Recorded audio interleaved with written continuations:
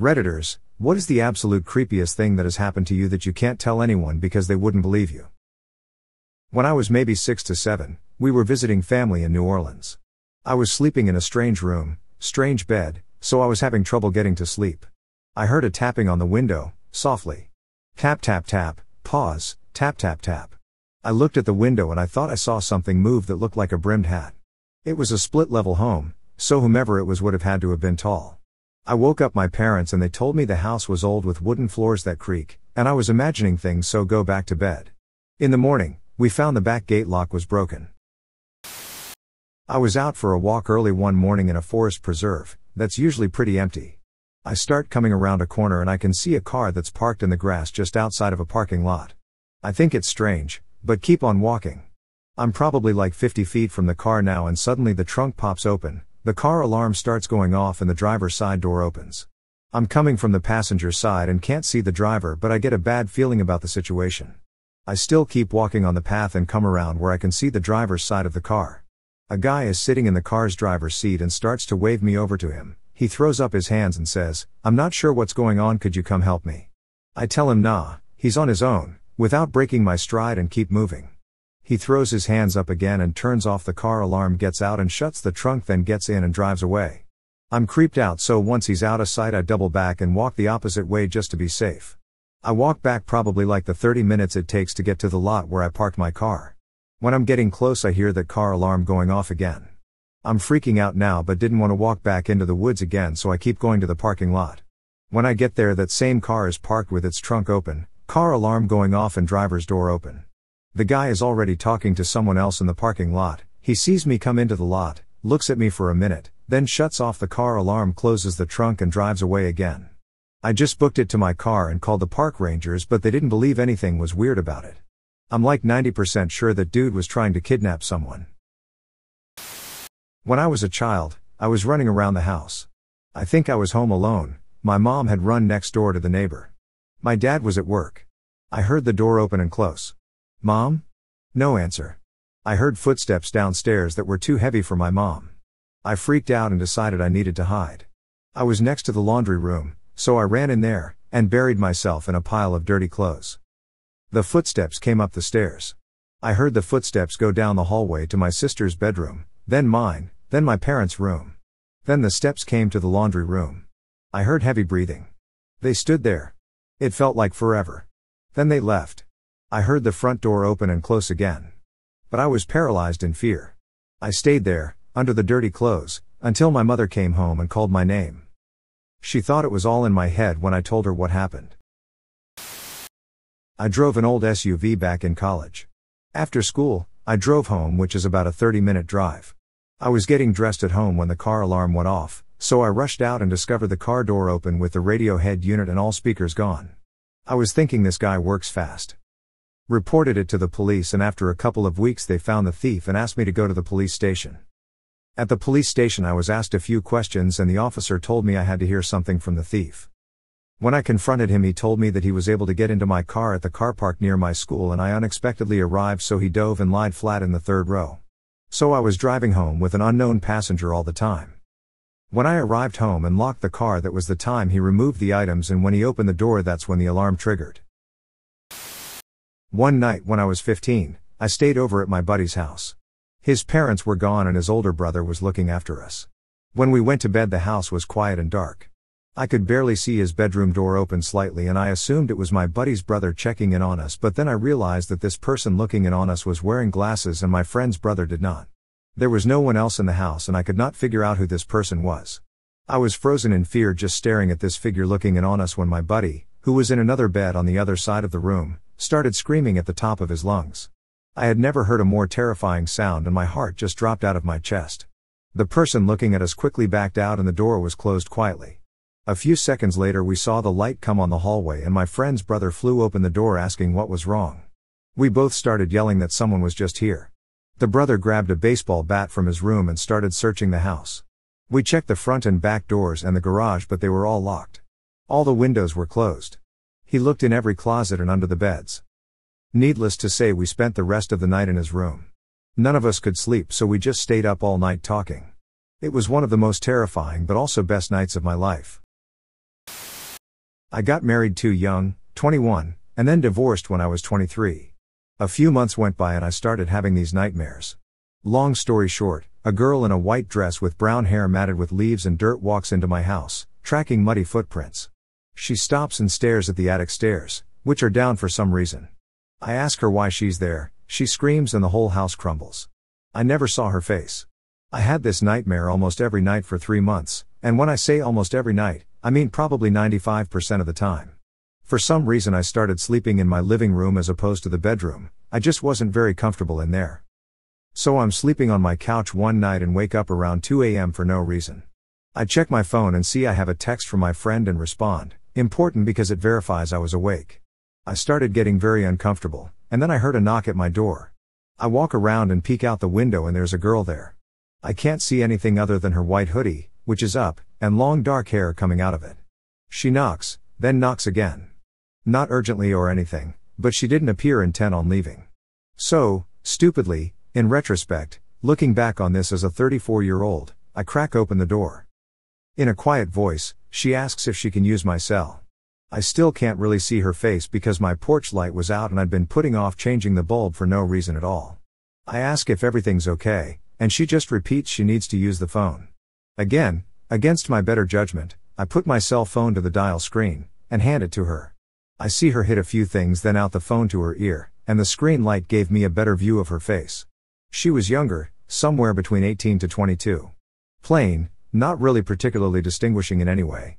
She waits for a minute, then says, "Hey, I need help." "I need your help." "Yeah. Okay." Then hands me the phone again. So I look at my phone and it's still on the dial screen. Something felt weird to me so I clicked over to the recent calls and she hadn't called anyone.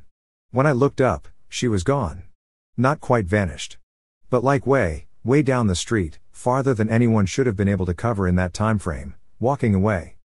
After that, the nightmares stopped. Potentially related, 2 months later I got a call from a friend late at night, maybe around 10 p.m., who was like, "Hey, wanna come over for a beer?" I wasn't doing anything, so I did. I got back about 1 a.m., and my house had been broken into. Totally trashed, with a bunch of valuables gone. Certainly don't think my friend had anything to do with that, but I do sometimes wonder if that girl was casing my house that night. It's the only correlation I can make between the dream stopping and real-world explanations for that weird experience. The whole thing was just super weird. Several years back, on a bright winter afternoon, I decided to take my nephew, then 7, my son, then 3, and my dog on a short hike at a local park. We were walking through the woods on a trail when my dog started barking. I look over and see a man standing in the woods, about 50 feet away, facing us. I couldn't see his face because he had one of those fur-lined hoods on, so with the distance and the shadows from the trees and his hood, from my perspective, there was nothing but a black hole where his face should be. I gave an awkward wave, but he remained motionless and I had a weird feeling so I decided to just keep moving and making our way back to the car. I felt like we were being watched, so I looked back a few minutes later and the man was still just standing in the woods, but I knew he had moved because he was still about 50 feet away and we had walked quite a ways. My dog was growling and the kids and I were starting to get creeped out. We keep moving and I suddenly hear the sound of fast, heavy footsteps in the snow. I look back again and this time I caught the guy running in our direction, but he stopped as soon as I saw him and went back to just staring motionlessly from afar, now closer than he was before. My dog was going nuts at this point and my mind was racing with possibilities, so I discreetly gave my nephew my phone and quietly told him that if anything happened, that he needed to take his cousin and run as fast as they could to the car and call for help. I figured if anything, the dog and I could at least hold the guy off long enough for the kids to get away. I think my dog may have scared him off because he ended up turning around and going in the opposite direction. I've never really told anyone because I don't want to come off as being dramatic. Something similar happened to my family when I was 12. My dad was working, and my mom, 37, brother, 16, and I, 12F, decided to use the walking trail behind our house to walk to a restaurant about 2 miles away and get some dinner. We brought our unintimidating 35-pound mutt with us. It was getting dark, but we lived in an affluent area with a low crime rate at the time and we didn't think anything of it.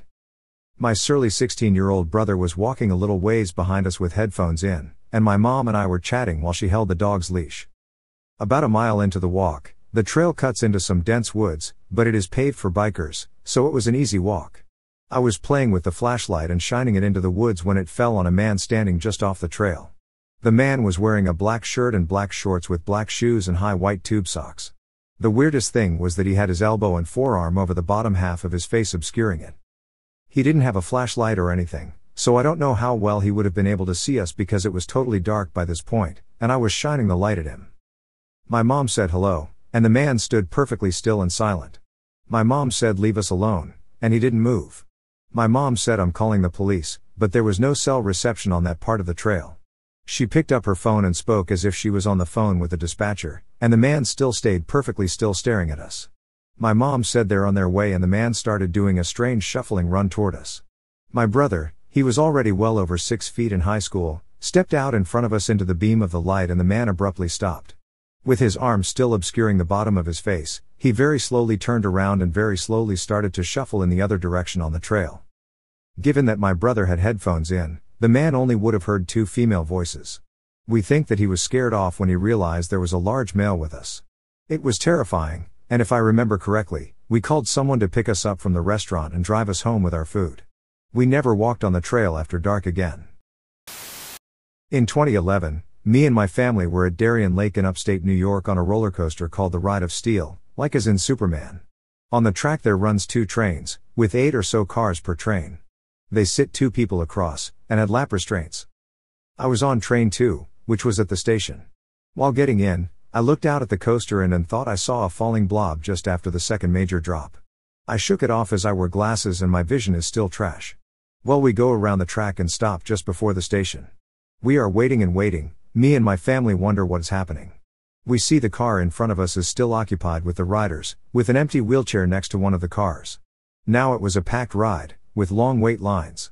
Every seat was full except one, in the car next to the wheelchair. After waiting about 15 minutes, they finally let everyone off but keep the train in the station. After about 15 more minutes, they send the train and we pull into the station. The ride attendants are in shock and don't talk to anyone. Later we talked to some of the waiting guests, who were in line to ride the Ride of Steel. They said a man fell out. I witnessed a death of a guy on a roller coaster and didn't even realize it. The guy who died was an Iraq vet double amputee who was missing one leg and most of the other. He flew out of the lap bar because he had no legs. To this day people do not believe me when I tell this story, and my family barely believes me, as I was 12 at the time. I was never really afraid of gore and death, but in that moment there sits a feeling, knowing you witness someone's last moments alive. That feeling is indescribable. Last winter I was driving down the freeway at night, going between suburbs of a large metropolitan area kind of a thing. So there were plenty of cars around, but it was maybe around midnight or so, and it had been snowing when it isn't always white during winter here. I saw a car pulled over on the shoulder of the freeway with a guy standing next to it clearly in need of some assistance. I saw them as I was driving past, but since it was later at night and was cold out, I figured I might as well take the next exit, loop around, and see if the guy still needed help. I get there, and it's a middle-aged working-class type of guy standing outside of his pickup.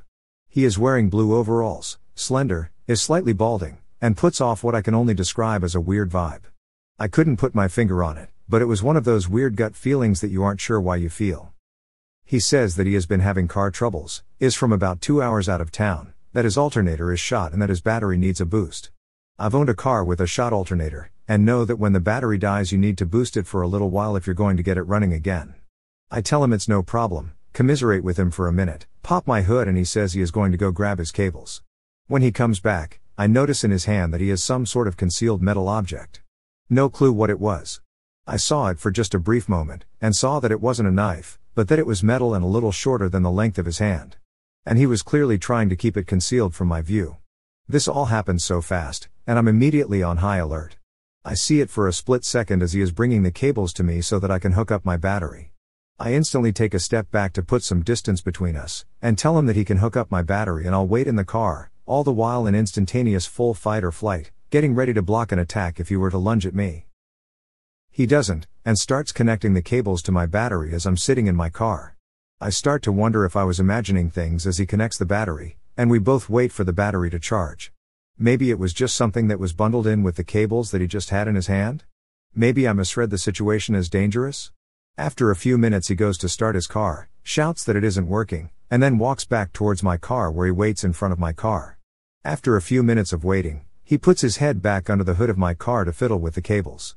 All the while I'm of course watching him intently to make sure he doesn't come to the car window, because I was still spooked. He shouts some things about how it isn't working, and asks me to come out to take a look. I open my window a bit, casually tell him not to worry, and that it's probably just going to take some time.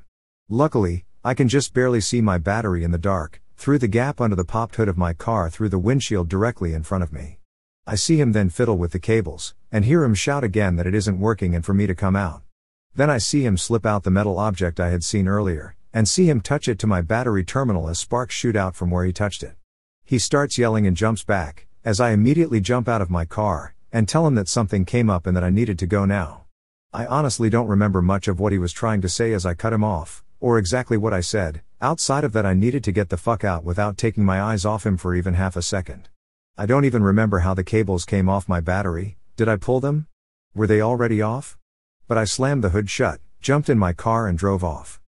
I still have no idea what his plan was. No clue what he was trying to do, or what on earth he was trying to make happen. But I do know for a fact that what I saw him do is in no way what he was telling me he was doing. But as I left him there and drove off, I was practically pinching myself trying to make heads or tails of what the hell just happened. And I cannot stress this enough, that the guy just gave off the weirdest vibes. Like the hills have eyes kind of weird vibes. Maybe he was planning on trying to short my battery so that I was stuck there? But still to this day I wonder if I encountered some sort of mass murderer who had been planning on kidnapping somebody at the side of the freeway as they stopped to help. Who knows? But either way, it was weird as fuck, right, spooked me, and I noped the hell away from that dude as fast as was humanly possible. I still wish that I had gotten a license plate or something to give to the cops, but in that moment the only thing going through my mind was just to remove myself from that situation as fast as was humanly possible too. This didn't happen to me but to my parents. My mom going off the deep end on a crazy train isn't that out of character. But my dad doesn't do that ever and he swears the story is legit. When I was around 2ish my mom woke up from a nightmare and she woke my dad up. He tried going back to sleep and she told him not to because his mom was going to call soon because someone had been decapitated in some kind of accident. My dad of course thought this was nonsense but my mom was hysterical over it so he couldn't sleep. Sure enough a few minutes later the phone was ringing. It was his mom letting him know that his friend and the friend's little brother's girlfriend had both died in a car crash coming home from a party about 3 miles away from us. My dad's mom and their family were very close and my grandma, my dad's mom, shouldn't have to explain but it's getting a bit all over the place, and the mother from that family were lifelong friends and died just 6 months or so apart. Anyway, later learned that my dad's friend had been decapitated when he lost control in his ragtop Camaro, hit a tree, flipped the car upside down and slid a ways on down the road. Neither he nor his younger brother's girlfriend were wearing seat belts. This would have been back in maybe 1981-ish. When I was about 12 my family moved from a small house into an apartment for several months while waiting for construction on our new home to be completed.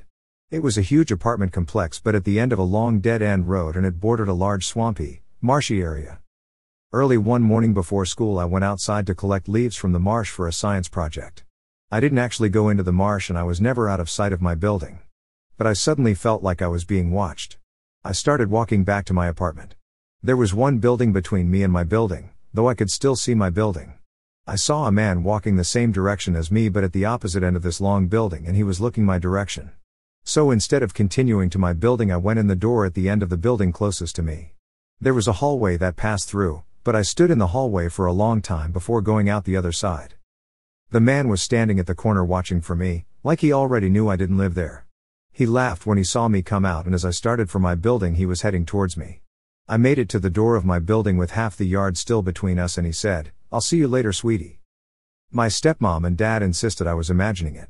My dad was a police officer in that city, though, and when I was older and could ride along with him, he would talk about how awful those apartments were and how many registered sex offenders lived there and how much he hated going there. But he still denied my story ever happened. When I was in college, in a not great area, I lived in a building where you had to briefly go outside after parking in the garage to access the locked door to the stairwell. There were 2 stairwells, one on either side of the, quite long, garage. The garage had one metal mesh door that lifted so you could drive in, but it was totally see-through. One night I'm getting home late and grabbing all my crap from my car after parking, and then turned to see this massive dude, like 6'6", 6'7" range, in a hat and trench coat, standing right up against the mesh garage door in the dead center and staring straight at me. I'm in the garage, he is outside, but he is directly in the path to the locked stairwell. I don't want to show fear, so I take my time assembling all my stuff and several minutes later turn around and he has not moved, still silently staring. I walk over to the bank of mailboxes, which is out of his line of sight, to form a plan. I wait another few minutes and can hear him breathing. Then I got my key ready and took off running to the other end of the garage to get to the locked stairwell on that side. Dear reader, I just about shit myself when I heard heavy footsteps come pounding around the side of the building to the stairwell I was aiming for. Thank heavens I was able to unlock the door quickly, bust in and slam it behind me. Never saw him again, but it was clear he figured out my plan and knew where the other stairwell was. I still get chills to this day when I think about what could have happened.